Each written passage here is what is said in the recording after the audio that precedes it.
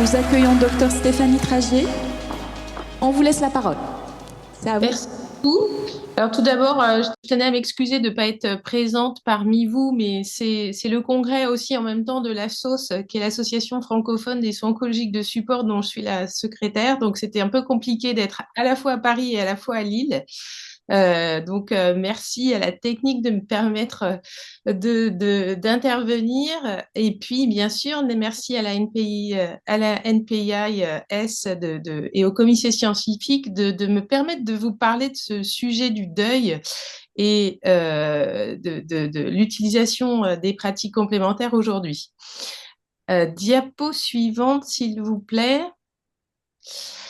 Donc, en fait, moi, je suis à la base oncologue médicale et je suis maintenant responsable des soins palliatifs à l'Institut Curie à Paris. Et j'ai une casquette aussi à l'ASFAP, qui est la Société francophone française d'accompagnement et de soins palliatifs. Et donc, on a monté un groupe de travail sur le deuil, puisque vous savez que les soins palliatifs, eh bien, ça s'occupe aussi des proches et de l'entourage.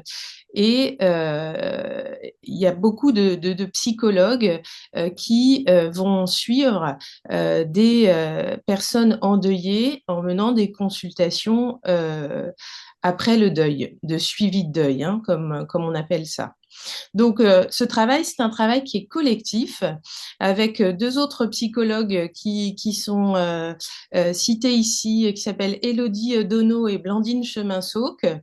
Élodie est aussi chercheuse et à l'hôpital de Rochefort et on s'est posé la question de l'utilisation de ces pratiques complémentaires parmi les personnes endeuillées. Diapo suivante. Alors, vous avez ici mes liens d'intérêt. Je n'ai aucun lien d'intérêt en rapport avec la thématique de ces pratiques complémentaires. Diapo suivante.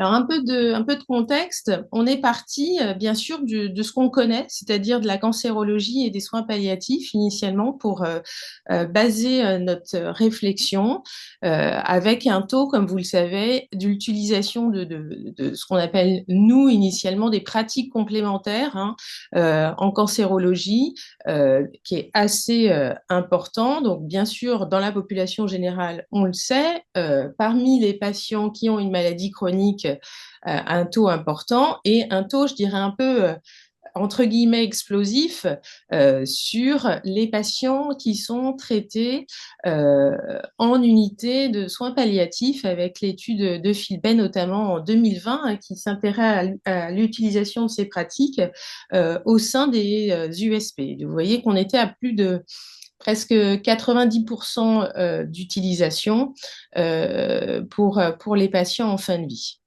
Alors, selon le Global Wellness Institute, le marché des médecines, entre guillemets, médecines complémentaires représente 519 milliards de dollars en 2023.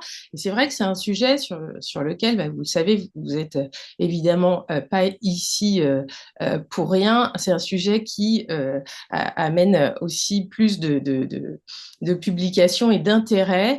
Et on s'est posé la question de l'utilisation parmi ces personnes endeuillées, puisqu'on sait que ce sont des personnes qui sont vulnérables, qui peuvent être fragiles à un certain moment de leur vie, et que la société qui est celle qu'elle est, avec une mort qui n'est pas forcément très affichée, et qui enjoint souvent les endeuillés à aller toujours, je dirais, mieux, plus vite, on pourra en discuter après. Mais donc, on s'est dit, on s'est vraiment posé la question de finalement, on n'a pas d'études qui s'intéressent à l'utilisation de ces pratiques et on n'avait vraiment aucune idée si parmi les endeuillés, on allait trouver un taux important. Diapo suivant. Alors, pour revenir un petit peu sur la sémantique et sur l'oncologie intégrative, donc c'est sûr que l'Amérique du Nord a été précurseur. Alors, on parlait initialement de médecine alternative. Évidemment, en oncologie, on n'a pas aimé du tout le terme médecine alternative. On est parti très vite sur la médecine complémentaire alternative, ces fameux KEIM. Et puis, maintenant, on est vraiment dans une perspective d'oncologie intégrative avec des pratiques complémentaires qui vont être en lien direct avec la médecine dite conventionnelle. Et l'objectif, c'est vraiment, notamment avec la création du NCCIH en 2014, d'étudier l'efficacité et la sécurité de ces pratiques, de ces interventions pour augmenter bien sûr la qualité de vie de nos patients et les conditions de santé des patients. Diapo suivante. Donc ça, c'est une des classifications. Alors, il y a plein d'autres. La NPIS en propose aussi une autre. Voilà, c'est une possibilité. Diapo suivante. Et donc, comme je vous disais tout à l'heure, je fais partie de l'AFSOS et en 2014, on a justement sorti un référentiel au sujet des pratiques complémentaires au sein des soins oncologiques de support parce qu'on finissait les professionnels étaient un peu perdus en se disant finalement qu'est-ce qui rentre dans les soins de support, qu'est-ce qui ne rentre pas, qu'est-ce qui serait légitime d'avoir ou pas. Et donc évidemment, il a fallu définir et rappeler aussi à la fois le panier de soins de support de l'INCa et définir aussi des critères pour intégrer ces pratiques complémentaires. Alors, je ne vais pas forcément parler d'intervention non médicamenteuse, puisque l'intervention non médicamenteuse, c'est vraiment un protocole qui va viser à soigner ou prévenir un problème de médecine basé sur des preuves. Et là, malheureusement, sur les pratiques qu'on a là en cancérologie, on n'a évidemment pas toujours de protocole très précis. Et donc, on est plutôt sur beaucoup d'études d'état des lieux. Alors, les choses évoluent et grâce au travail des différentes sociétés savantes, on finit par avoir un peu plus de preuves scientifiques et des niveaux de recommandation qui évoluent, et c'est tant mieux. Mais l'objectif de ce référentiel, c'était de donner plutôt des grandes informations, une information globale sur le fait que, bien oui, les patients onco utilisent des pratiques complémentaires et ils en sont très satisfaits à 80%, à plus de 80%. Et vous verrez que le chiffre qu'on a trouvé là dans l'étude sur les endeuillés, bien, on s'en rapproche très fortement. Et puis, il les recommandait à la famille et aux proches. Et le lieu de recommandation, c'était souvent la salle d'attente. Donc, les raisons d'utilisation, c'était d'améliorer le système immunitaire, de permettre au corps de mieux tolérer les traitements. Et puis, venait en dernière position guérir la maladie, où évidemment, il y avait un biais forcément, puisque c'était des patients qui étaient traités dans des institutions et qui avaient déjà accès à un traitement conventionnel. Diapo suivante. Donc, notre objectif, comme je vous l'ai dit tout à l'heure, ça a été de se dire qu'est-ce qui se passe pour les personnes endeuillées dans cette utilisation pratique. Est-ce qu'elle est aussi importante et pourquoi est-ce que ces personnes auraient recours à ça? Donc, en fait, on a fait une étude exploratoire tout simplement avec un questionnaire anonymisé qui s'intitulait Deuil et pratiques complémentaires. Et ce questionnaire anonymisé, il a été envoyé aux associations de soutien du deuil qui étaient en partenariat avec la SFAP, donc la Société de soins palliatifs. Et donc, vous voyez, on a envoyé ce questionnaire avec ensuite un envoi qui était fait par chaque association auprès de leurs adhérents. Et donc, sur une période de juin à septembre 2022.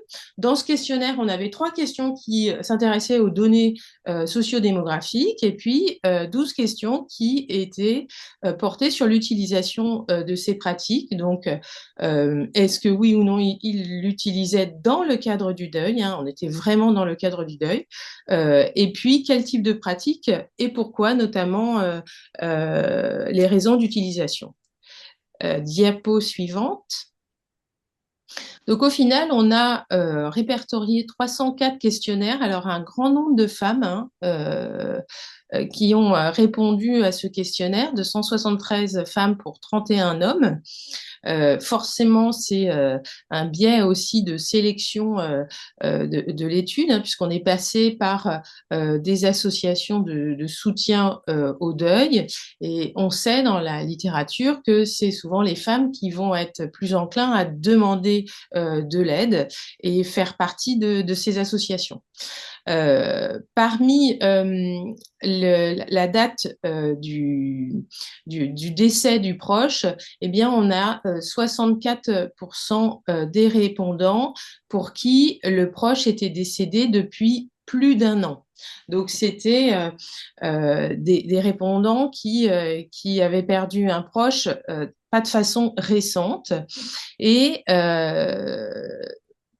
on les questionnait donc sur l'utilisation, leur recours aux pratiques complémentaires, et j'insiste bien dans le cadre du deuil, hein, pas avant, est-ce qu'ils étaient utilisateurs ou après, mais vraiment pour passer ce cap difficile.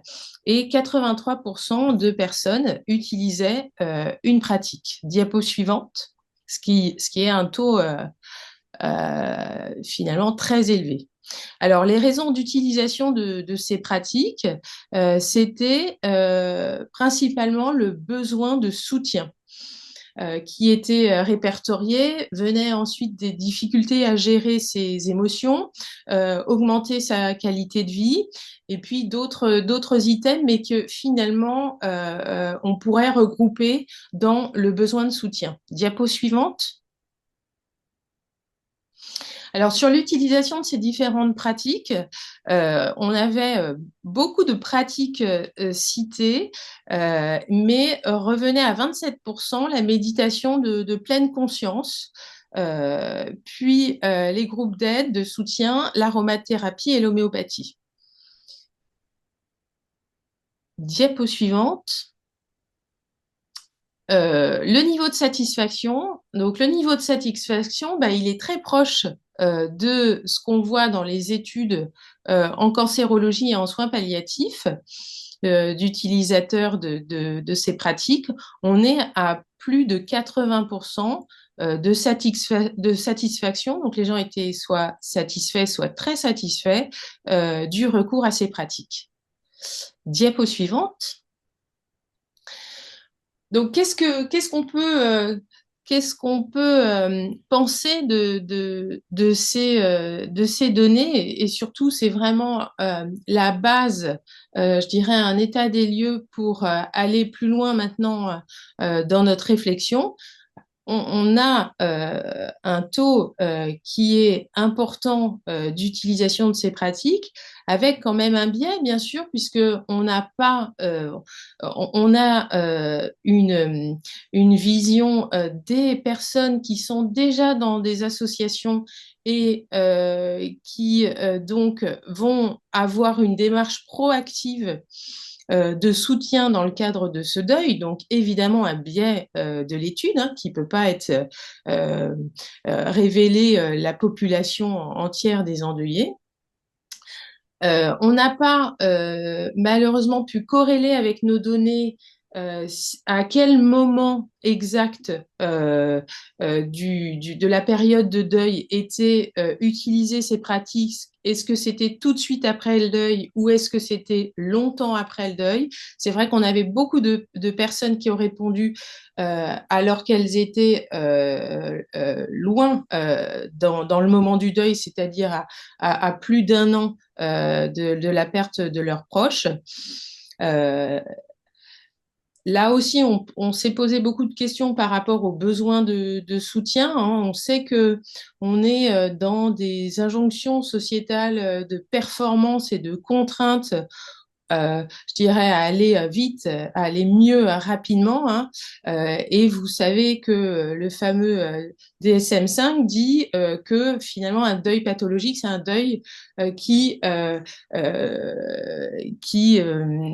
ne se fait pas dans des conditions à plus d'un an. Donc, on est quand même dans ce contexte-là où finalement on cache le deuil et on limite aussi le temps du deuil pour des raisons dont on pourrait parler longuement, et je pense que ça, c'est pas l'objectif de la présentation d'aujourd'hui, mais on peut imaginer que ce besoin de soutien, il fait aussi lien avec le manque de soutien proposé et de place de la mort dans la société. Docteur Stéphanie, il vous reste 1 minute pour Oui, clôturer. bien. On est obligé de respecter le temps. C'est presque ma diapositive de conclusion, hein. Non, je veux bien encore la diapo suivante. Vous dire, qu'est-ce qu'on peut dire d'autre? Finalement, que ces patients, parce que je ne voulais pas montrer, je ne pouvais pas montrer tous les résultats de l'étude, mais ces patients, en fait, contrairement pour le coup aux patients en onco ou en soins palliatifs, ils vont chercher de l'aide eux-mêmes, ce qui va aussi dans notre hypothèse de besoin de soutien et de solitude de ces personnes endeuillées, qu'ils sont satisfaits de leur utilisation, même si on n'a pas de données. Et quand on regarde ce qui se passe pour la méditation de pleine conscience, on a des données dans certaines indications pour l'anxiété, notamment des patientes atteintes de cancer du sein. Est-ce que c'est cela qui se joue avec les personnes endeuillées? On sait que les personnes qui sont endeuillées ont des troubles du sommeil, ont des troubles de l'appétit, une tristesse, des ruminations anxio-dépressives. Est-ce que c'est le même, je dirais, mécanisme qui les pousse à utiliser la méditation de pleine conscience pour essayer de limiter ces symptômes d'anxiété? Ça, c'est vraiment une étude ultérieure qu'on sera amené probablement à mener avec plutôt des entretiens semi-directifs pour poursuivre les raisons d'utilisation, et puis bien sûr peut-être aussi étudier l'effet de la méditation de pleine conscience sur ces personnes endeuillées. Voilà, je vous remercie pour votre écoute et votre attention. Merci beaucoup, docteur Stéphanie Fragier. Merci pour votre intervention.